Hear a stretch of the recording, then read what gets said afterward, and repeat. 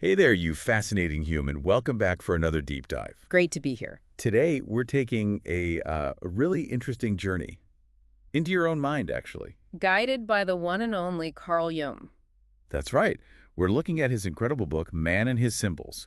Now, this was first published back in 1964, believe it or not. And it's still incredibly relevant. Jung's influence is, well, huge in psychology. Totally. I mean, think about words like introvert or extrovert or even archetype. All Jung. Yeah. You use his concepts probably without even realizing it sometimes. Exactly.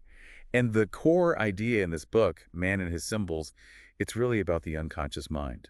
Right. Not just as like a place you stuff things you forget. No, he saw it as this active, vital part of you, just as important as your conscious mind, maybe even more so in some ways. It's like the hidden operating system running in the background, full of meaning. And Jung believed it communicates, but not in words exactly. It uses symbols. Mostly through dreams, that's its main language. So the mission for this deep dive, if you choose to accept it, is to explore that relationship with your own unconscious.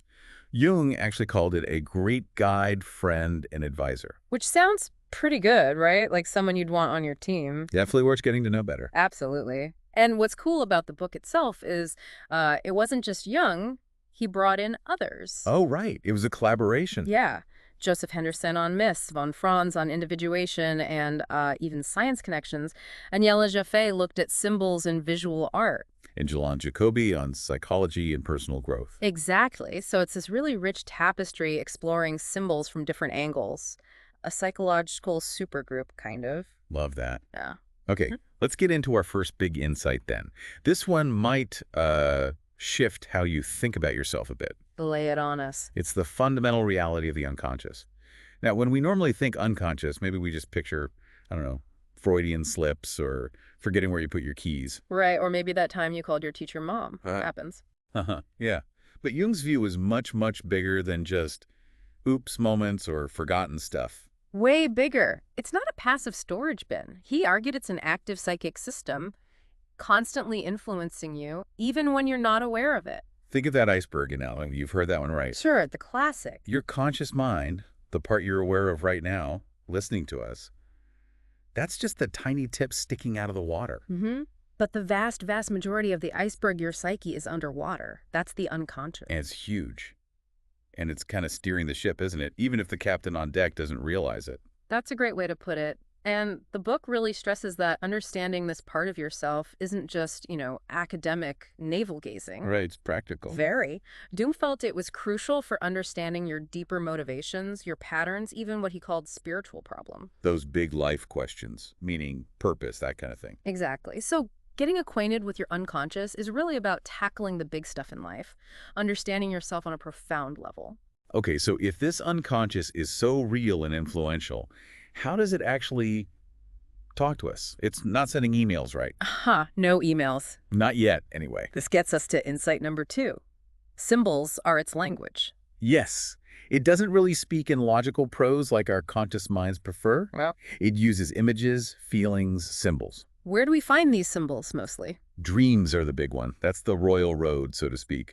But also in myths, fairy tales, art. Even in everyday life sometimes, like weird coincidences. Synchronicities, yeah. Those moments that feel strangely meaningful. The unconscious can express itself in lots of ways. And these symbols, they aren't like a simple code, are they? Like A means B? Not usually, no. It's not a dictionary. A symbol can hold multiple meanings, often complex ones. It requires interpretation, understanding its context. So like the book says, paraphrasing a bit here, the language and the people of the unconscious are symbols, and dreams are the main way it communicates. That captures it well. Think about dreaming of, say, water. That could symbolize emotions, the flow of life, the unknown, the unconscious itself. It depends entirely on the dream and on you, the dreamer. Your personal associations matter. Hugely. The symbol connects with your life, your feelings. It's a very personal language, even when the symbols themselves seem universal. Which leads nicely into the next point, actually. Where do these universal-seeming symbols come from? Yes. Insight 3. Archetypes. Now, this is a big Jungian idea. Sounds kind of complex. It can seem that way, but the basic idea is, well, it's pretty mind-blowing, actually. Go on. Archetypes are these universal inherited patterns, blueprints for understanding and experience, you could say. They exist in what Jung called the collective unconscious. Collective unconscious, so like shared by all humans. That's the idea. Not specific memories, but predispositions. Tendencies to recognize and respond to certain fundamental human situations and characters. Passed down through generations. Wow. Okay, give us some examples. What kind of patterns are we talking about? Well, the book touches on many implicitly. Think of the hero figure. Okay, yeah. The one who goes on a quest slays the dragon. Exactly. Or the shadow. The dark side. The parts of ourselves we don't like to admit exist. Precisely. We all have one. Then there's the wise old man or wise old woman, that figure representing intuition, wisdom, guidance. So these are like character templates that pop up everywhere. In myths, stories. Myths, legends, religion, dreams, even modern movies. And yeah, your Netflix binges. They structure our experience. It's funny, like you see these patterns and they just feel meaningful, even if you don't know why. That's the power of the archetype. They resonate deeply because they tack into something fundamental in the human psyche. So they're like the standard software that comes pre-installed in the human brain. That's actually not a bad analogy. Yeah? Yeah, they provide a framework. Understanding them helps you understand recurring themes in your own life. It makes you realize your personal dramas are often playing out these ancient universal scripts. It's kind of wild. It connects you to the larger human story, which is a perfect segue to our fourth insight. All right, the grand finale. What is it? It's the journey of individuation. Individuation. Yeah. Okay, another key Jungian term. What does that mean exactly? Is it about being like individualistic, standing out? Not quite in that sense. It's not about being separate or better.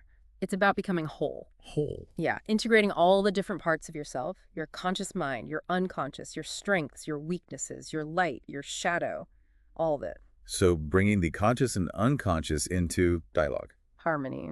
Exactly. It's a lifelong psychological process. It's about becoming the unique, complete individual you're meant to be. And understanding the symbols from the unconscious, like we talked about. That's key to this. Absolutely crucial. Paying attention to dreams, symbols, those archetypal patterns playing out in your life, that's how you engage with the unconscious and facilitate this integration process. So it's not about achieving perfection, like some Instagram filter version of yourself. Definitely not. It's about authenticity. Embracing the complexity, the paradoxes, the whole messy, wonderful reality of being human. Becoming more fully you. That's the goal. Unlocking your unique potential by engaging with your entire psyche.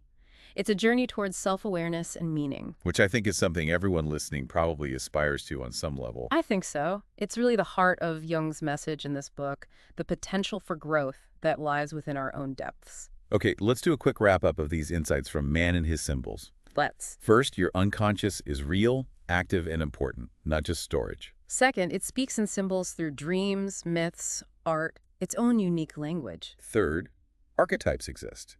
These universal patterns in the collective unconscious shape our experiences, like the hero or the shadow.